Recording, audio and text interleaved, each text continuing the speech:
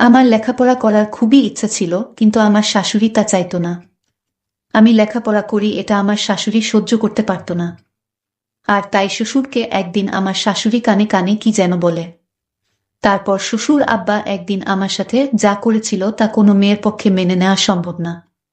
তাহলে পুরো ঘটনাটি বলি। আপনার মেয়ে পড়াশোনা করতে পারলে আমি কেন পারবো না? নতুন বউয়ের এমন কথা শুনে চমকে যায় শাশুড়ি। তারপর বলে, তুমি এই বাড়ির বউ আর সে এই বাড়ির মেয়ে। তার সাথে নিজের তুলনা করতে গেলে চলবে না বোমা। আর নতুন বিয়ে হতে না হতেই এমন মুখের উপর কথা বলছো। এখনো দিন বাকি আছে, না জানি তখন কি করবে। ইকরা তখন বলে, যদি পড়াশোনা নাই করতে দিবেন তাহলে বিয়ের আগে কেন বলেছিলেন যে বিয়ের পর মেয়ে পড়াশোনা করতে পারবে? ইকরার শাশুড়ি তখন বলে, এটা তো এমনিতেই মুখের কথা বলেছিলাম। যদি না বলতাম তাহলে কখনো এই বিয়ে করতে না। আর বাড়ির বউদের ঘরে মানায়, কিন্তু বাড়ির বাহিরে মানায় না। ইকরা তখন বলে, মিথ্যা প্রতিশ্রুতি দেওয়া ঠিক না। আপনার মেয়ে যদি এই বাড়িতে থেকে পড়াশোনা করে তাহলে আমাকেও সুযোগ দিতে হবে। আমি তোমাকে আগেই বলেছি বাড়ির বউদের মেয়েদের সাথে তুলনা করতে নেই। ইকরা তখন মুচকি হেসে বলে, আপনিই না বলেছিলেন আমাকে এই বাড়ির মেয়ের মতো রাখবেন? তাহলে কি সবকিছু মুখের কথা ছিল? ছেলের বউয়ের কথায় বিরক্ত হয়ে চলে যায় ইকরার শাশুড়ি। আর বলে, যা বলার অসীমের সাথে বলবে। আমি আর কিছু বলতে চাই না।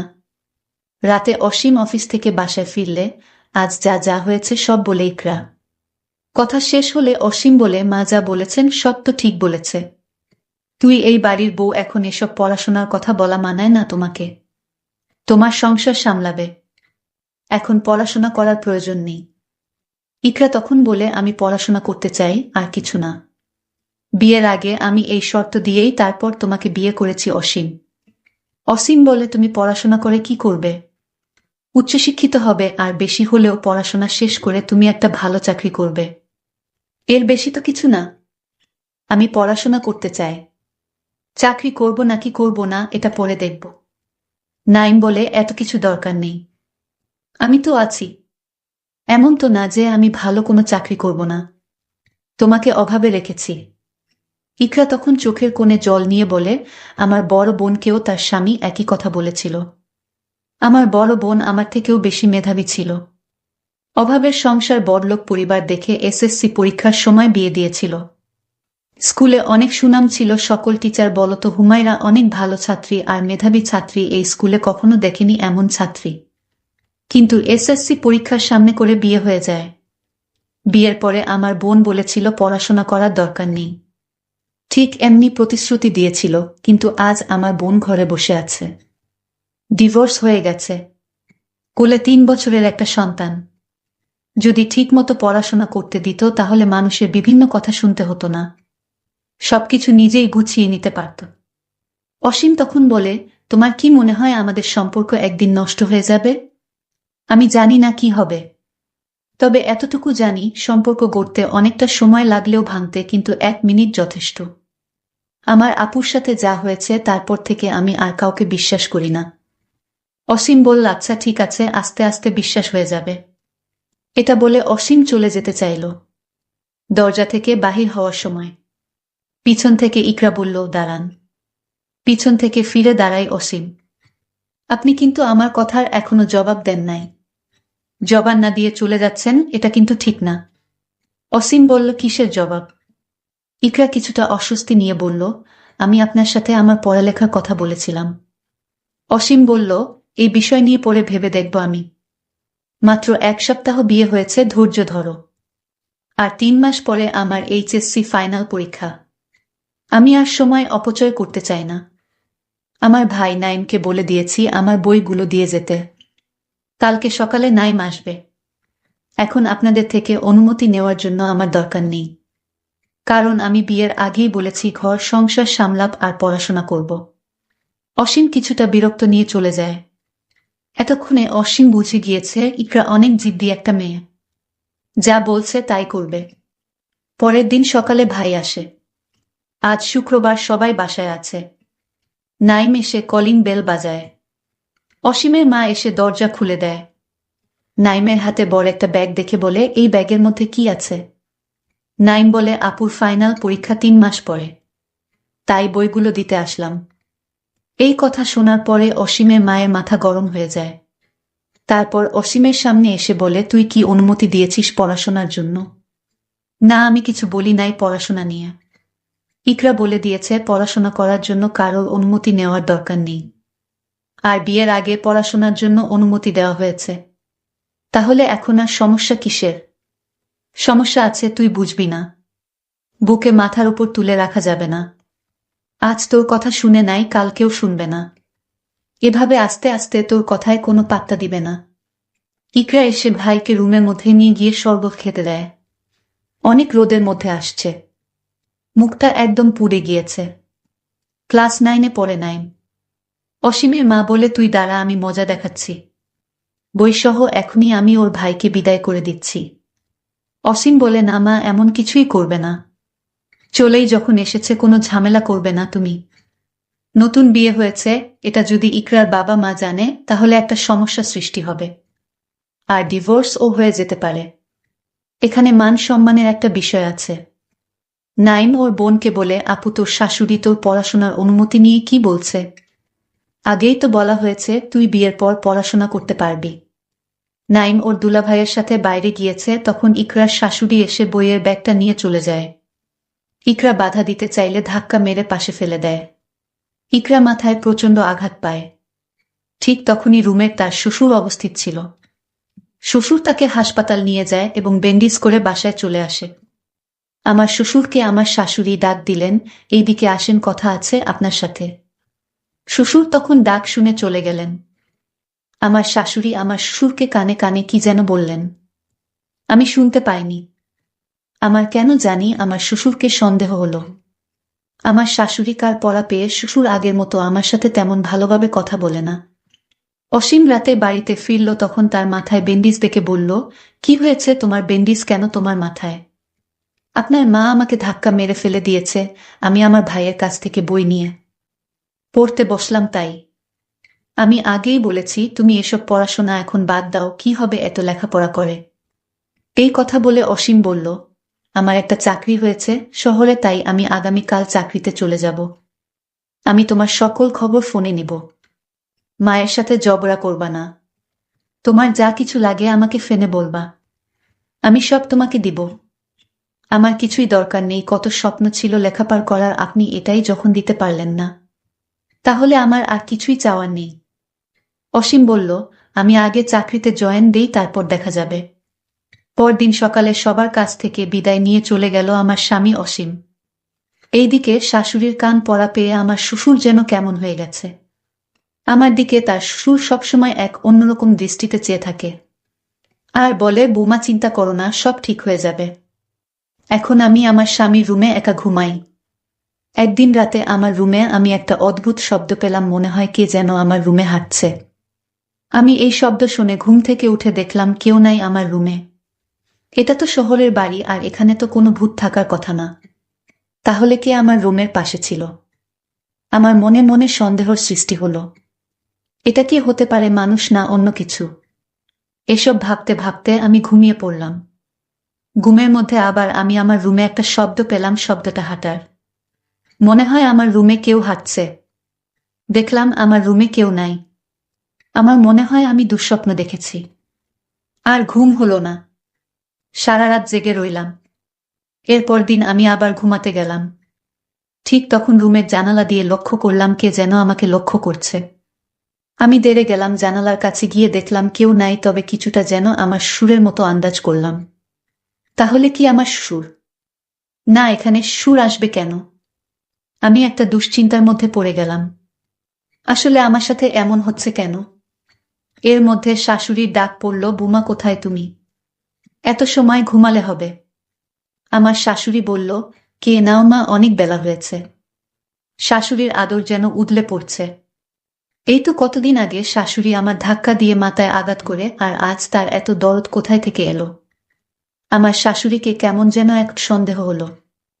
আমি কোনো কথা না বলে আমার রুমে ঘুমাতে গেলাম। পরদিন সকালে ঘুম থেকে উঠে আমি যখন নাস্তা করতে বসি, তখন আমায় ডাক দিল আমার শ্বশুর। আমি শ্বশুরের রুমে গিয়ে দেখি শ্বশুর নেই। কি আশ্চর্য, আমি কিছুই বুঝতে পারছি না, আমার সাথে এটা কি হচ্ছে। আমার মাথায় নানা রকম চিন্তা আসতে শুরু করলো। আমি এখন মনে মনে সিদ্ধান্ত নিলাম, এটা কে এবং কেন এখানে আসে, আমার কাছে কি চায়, আমার সবকিছুই জানতে হবে। যতদিন পর্যন্ত আমি জানতে পারবো না, ঠিক ততদিন পর্যন্ত আমার মন কিছুতেই শান্তি হবে না। এর মধ্যে আমার স্বামী অসীমের ফোন আসলো। আমি ফোনটা রিসিভ করি। আমার স্বামী আমায় বলল, কেমন আছে? আমি বললাম, ভালো, তুমি কেমন আছো? ভালো। আচ্ছা, তোমার কোনো সমস্যা হয়নি তো? মা বাবার সাথে মিলেমিশে থেকো, ঝগড়া করো না। আর তোমার কিছু লাগবে? আমি বললাম, না, কিছু লাগবে না। যদি লাগে তাহলে আমি বলবো। ঠিক আছে, আমি সামনের সপ্তাহে বাড়িতে আসবো, তুমি কোনো চিন্তা করো না। এরপর আমি মনে মনে সিদ্ধান্ত নিলাম, আমার রুমের পাশে কে থাকে এই রহস্য বের করতে হবে। আর কিভাবে ধরা যায় তার জন্য ঘরের দরজার কাছে, অর্থাৎ যেখানে সে পা রাখে, সেখানে আমি পায়ের চাপ নেওয়ার জন্য বা জুতার চাপ নেওয়ার জন্য আমি একটু মাটি পানির সাথে ভিজিয়ে কাদা করে ঘরে যেভাবে মোচন করে, ঠিক সেইভাবে রুমের নিচের জায়গাটায় কাদা দিয়ে মোচন করে দিলাম। এখন যে কেউ এখানে এসে দাঁড়ালে তার জুতার ছাপ লেগে থাকবে, আর তা দেখে আমি সহজেই বের করতে পারবো এটা কে এবং কি চায়। পরদিন সকালে যখন আমি ইচ্ছে করেই রুমে যাই, তখন আমি লক্ষ্য করলাম এখন কেউ আসে না। আমি ভাবলাম রাতে হয়তো আসবে, আর তাই রাত পর্যন্ত অপেক্ষা করতে লাগলাম। তার মাথার অংশটা কিছুটা আন্দাজ করতে পারলাম, কিন্তু আমি শিওর না এটা কে। তারপর আমি যখন রুম থেকে বের হই, তখন আমি তার জুতার চাপটা দেখে আমার মাথায় যেন আকাশ ভেঙে পড়ল। দেখলাম আমার আপন ছোট ভাইয়ের জুতার চাপ। তাহলে নাইম এখানে কিভাবে আসবে? আর সে এখানে আসবে কেন? সে তো আমাদের বাড়িতে, এটা তো দেখছি আমার ভাই নাইমের জুতার ছাপ। না, এটা হতে পারে না। আমি ভুল দেখছি না তো? আমি স্বপ্ন দেখছি না তো? আমি আমার প্রত্যেকটা রুমে আমার ভাই নাইমকে দেখলাম এবং তার জুতা খুঁজলাম, কিছুই পেলাম না। আমি এখন কি করব বুঝতেছি না। এই বিষয়টা কি আমার শ্বশুর শাশুড়ির সাথে শেয়ার করা যায়? এক মনে ভাবলাম, না, এখন শেয়ার করব না। তাকে আমার নিজ চোখে দেখতে হবে। আর এটা দেখার জন্য আমি আমার বড় বোনকে বললাম, তুই একদিনের জন্য আমার শ্বশুর বাড়িতে আসবা। আমি একটা মহা দুশ্চিন্তায় পড়ে গেলাম। আমি আপুকে বললাম, তুমি আমার শ্বশুর বাড়িতে আসো, তোমাকে আমার জরুরি দরকার। তুমি কালই আমার স্বামীর বাসায় আসো। বড় আপু বলল, ঠিক আছে, আমি কাল আসছি। পরদিন আপু যখন আসলো, রাতে খাওয়া দাওয়া করে যখন ঘুমাতে গেলাম, তখন সব ঘটনা আমি খুলে বললাম। আপু বলল, নাইম এখানে আসবে কি করে? সে তো আজ 10 দিন ধরে তোর দুলাভাইয়ের বাড়িতে। তোর দুলাভাই ব্যবসার কাজে গেছে, তাই বাড়িতে কেউ নাই, তাই আমি একা একা থাকতে ভয় পাই, আর তাই নাইমকে নিয়ে গেলাম আমার বাসায়। কি বলো আপু, তাহলে নাইমের জুতার ছাপ এখানে কি করে এলো? ঠিক আছে, তুই কোনো চিন্তা করিস না, কালের রহস্য আমি খুঁজে বের করব। তারপর আপু আর আমি ঘুমিয়ে গেলাম। সকালে আমার বড় বোন বলল, আমি আগে থেকেই রুমের জানালার পাশের রুমে আমি একটা মোবাইল নিয়ে দাঁড়িয়ে থাকব, আর রাত যখন হবে তখন আমি ওই রুম থেকে দেখব সেটা কে তোর রুমে আসে এবং তোর কাছে কি চায়, সব ভিডিও করে ফেলব। তাহলেই সে ধরা পড়বে। আমি বললাম, আপু তোমার মাথায় এত বুদ্ধি আছে। পরদিন রাত হলো, আপু আগে থেকেই রেডি, আর আমি এইদিকে রুমে গিয়ে শুয়ে পড়ার ভান করলাম। তখন রুমের দরজার কাছে একটা লোক আসলো এবং দরজাটা দিয়ে প্রবেশ করলো রুমে। সেটা আপু দেখতে পেল এবং কয়টা ছবি তুলে ফেলল। ছবিতে যে লোকটি ছিল তা দেখে আমি অবাক হয়ে গেলাম। সেটা আর কেউ না, এটা হলো আমার শ্রদ্ধেয় শ্বশুর আব্বা। কিন্তু এটা যদি শ্বশুর আব্বা হবে, তাহলে নাইমের জুতার চাপ এখানে আসলো কি করে? কিন্তু ছবিতে ভালো করে লক্ষ্য করলাম, শ্বশুর আব্বার পায়ে যে জুতা ছিল সে জুতা নাইমের। মানে আমার শ্বশুর আব্বা নাইমের জুতা রুমের দরজার কাছে আসতো। নাইম যেদিন আমার স্বামীর বাড়িতে বই দিতে আসলে, সেদিন নাইমকে শ্বশুর আব্বা নতুন জুতা কিনে দিয়েছিল, আর তার পায়ের জুতাগুলো আমার শ্বশুর অন্যরকম বাহানা দেখিয়ে জুতা রেখে দিল। শ্বশুর কেন আমার ভাই নাইমের জুতা পরল সেটা পরে বলছি। তার আগে বলি, আমি যখন ঘুমের ভান করে শুয়ে রইলাম, তখন শ্বশুর আব্বা আমার রুমে ঢুকল। তারপর আমার স্বর্ণের অলংকারের সাথে একটা তাবিজ বেঁধে দিল, আর আপু জানালা দিয়ে ভিডিও করল। তাবিজটা বেঁধে রুম থেকে বের হয়ে গেল। আমি আমার স্বামীকে ফোন দিলাম, বললাম তাড়াতাড়ি বাড়িতে আসো, জরুরি কথা আছে। আমার স্বামী আমার কথা মতো রওনা দিয়ে দিল। বাড়িতে আসার পর আমার স্বামীকে আমার বড় বোন ভিডিওটা দেখালো। শ্বশুর আব্বাকে আমার স্বামী ডাক দিয়ে বলল, বাবা এসব কি দেখছি? তুমি আমার স্ত্রীর অলংকারের সাথে তাবিজ বাঁধলা কেন? বাবা তখন সব বলে দিল, আমার কোনো দোষ নেই বাবা, সব দোষ তোর মায়ের। তোর মা আমাকে একটা তাবিজ দিয়ে বলল, তুমি বৌমার গলায় তাবিজটা পরিয়ে দিও, তাহলে বৌমা এসব পড়াশোনার কথা ভুলে যাবে।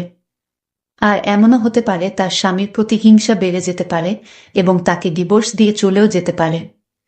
তোর মায়ের তোর স্ত্রীকে পছন্দ হয়নি, সে নাকি মুখের উপর কথা বলে, আর তাই জাদু করার সিদ্ধান্ত নেয় যেন সে এ বাড়ি থেকে চলে যায় স্বেচ্ছায়। বাবা তোমরা একাই থাকো এ বাড়িতে, আমি আমার স্ত্রীকে নিয়ে এ বাড়ি থেকে চিরদিনের জন্য চলে যাচ্ছি। বুক ভরা কষ্ট নিয়ে বাড়ি থেকে শহরে চলে এলাম। কিছুদিন পর আমার মা বাবা আমার কাছে গিয়ে বলল, বাবা আমি চেয়েছিলাম বোমা সারাদিন বাড়িতে থাক, আমি চাই না বোমা লেখাপড়া করে চাকরি করুক, এতে বাড়ি শূন্য শূন্য লাগবে, আমার গল্প করার মতো কেউ থাকবে না। আর এই জন্য জাদু করেছিলাম যেন বোমা লেখাপড়ার কথা ভুলে গিয়ে সংসারে মনোযোগ দেয়। চলো বাবা বোমাকে বাড়িতে নিয়ে যাই। আমি মায়ের কথা ফেলতে না পেরে আমি আবার সেই বাবার বাসায় ফিরে আসলাম। বন্ধুরা গল্পটি কেমন লাগলো তা অবশ্যই কমেন্ট করে জানাবেন। ধন্যবাদ।